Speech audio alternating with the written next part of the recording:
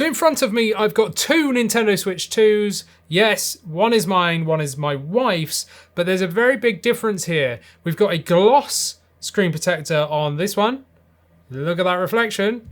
And then we've got a matte screen protector on my one. Look at that, cuts it down massively. Now I've been getting loads of comments under all our videos going, Andy, what screen protector are you using? Is it a matte one? What do you think of it? What's the pros? What's the cons versus a gloss one? And that's what we're gonna do here today. But first, I do wanna shout out today's sponsor, which is Savage Raven. Now, yes, Savage Raven have provided the screen protectors here today, both the gloss one and the anti-glare matte one. However, before I continue on, I do want to say I've been specifically buying their screen protectors and their accessories as well for a long time now, because there's this very important thing to talk about here, which is their matte one. Now, I'm going to go into more detail in that as I discuss this video, right? But I actually genuinely purchased these myself from this company, but for this video, they sent them out and I had these at the launch of the Switch. Savage Raven make all sorts of other accessories for your Nintendo Switch. I'm also using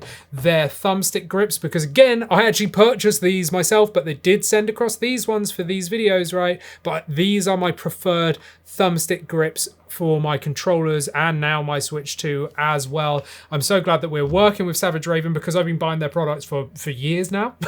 They used to go under the name Skull & Co, if you didn't know. So on with the video. So there's a big reason why I use matte screen protectors. Personally, I find it helps me massively. In here, there is lights everywhere. As you saw over there, there is an absolutely massive light. You know, it's like bigger than the camera size. It's huge.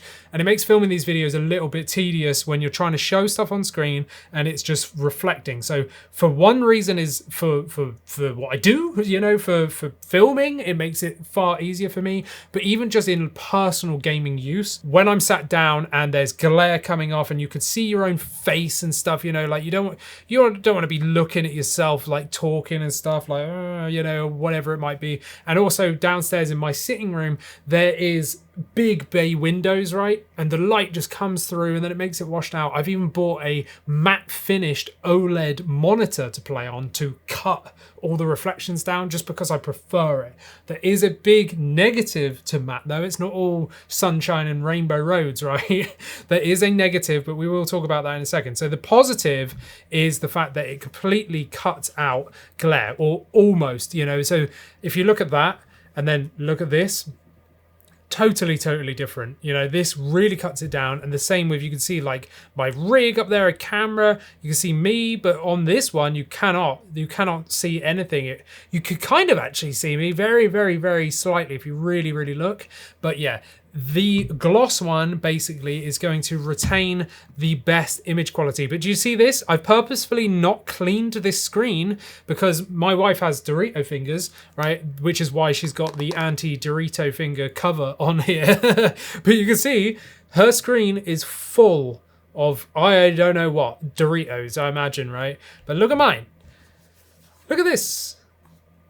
If I touch it, nothing. It's more anti-fingerprint to have a matte finished screen protector than it is a gloss. So gloss will always be fingerprint, even when they call it whatever they call it an oleophobia coating, right, which is that. So anti-fingerprint, this is what it says on both of them.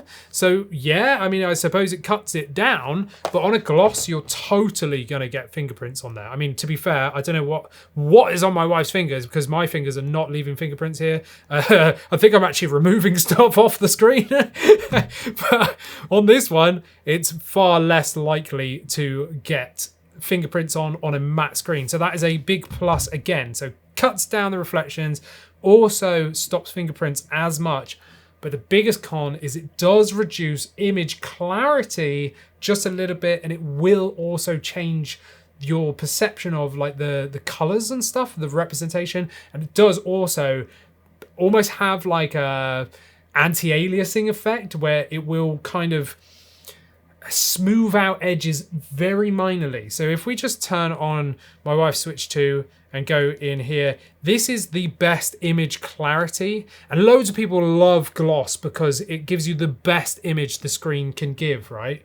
Let me just clean this thing. Okay, I've got the majority of Doritos off of this, and now you can see it's nice and clean. Let's just load up the Switch just here and go into something. I was going to show you Mario Kart, but to be fair, it's better to just show it on a screen like this. I've got both screens on at the same brightness, but you can see the clarity here, right? You can see each individual pixel, really. If I get really close, you can see how crisp that is. It's very, very clear.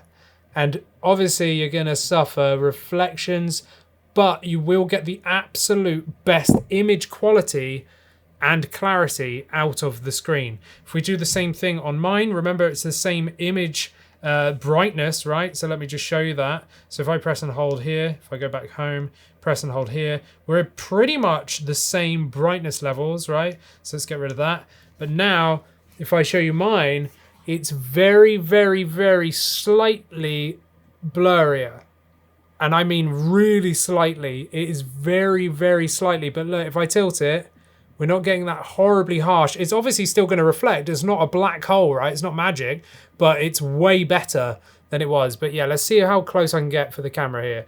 You can kind of see that it's just a little bit smoother looking, right? So just a little bit smoother looking. But honestly, this is where the Savage Raven products come in and why I personally love them. I used to buy another brand's anti-glare ones, but they used to put it was too much anti-glare, right? It was too harsh and it was very, very obvious. In the dark spaces, say around my little icon just there, even on the pure like gray on the background, you could see what looked like an oil spill. That's the best way I can say it. Like it was like this weird color over just a static image, and it was horrible. It really degraded the image because it was like the anti-glare was set to 100, right? So it was just completely messing up the image. It looked horrible. Yeah, it stopped the reflections really well, but it really didn't look that good. Whereas the Savage Raven ones have got like a 50% anti-glare, and that stops that horrible image, like weird oil spill looking thing, and it still makes it look natural. Games still look good, they still look sharp, whilst giving you the benefit of cutting out reflections and giving you the better anti-fingerprint, right? And that's why I personally have been buying Savage Raven products, or Skull & Co, those screen protectors, right, the anti-glare ones, for so long, because I just by chance bought one off them and I put it on. I was like, okay, this is amazing, because I actually had a different brand on my Steam Deck and I side-by-sided it. The Steam Deck just looked awful, only because of the screen protector. That's the only thing I was looking at, right? But this, you can still make out, okay, there's a big box light with a grid on there, but it doesn't affect image quality too much. Now, obviously with this, you can just see everything going on. So that's the only sort of pros and cons and the reason why I use it. I personally find that this just looks so much more premium, like with the anti-glare.